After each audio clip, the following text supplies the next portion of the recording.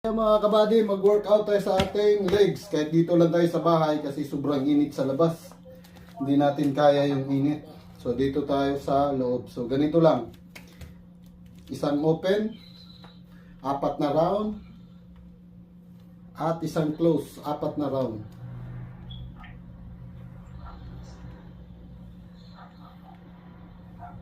At isang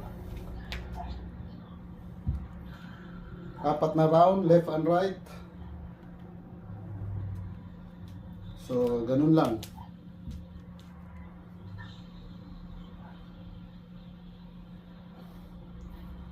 So, ganun yung workout sa ating legs. So, madali lang yung workout natin sa legs. Ganun lang, paulit-ulit. Kung kaya nyo mag-bit-bit ng medyo mabigat, may weight, pwede rin. Tulad yan.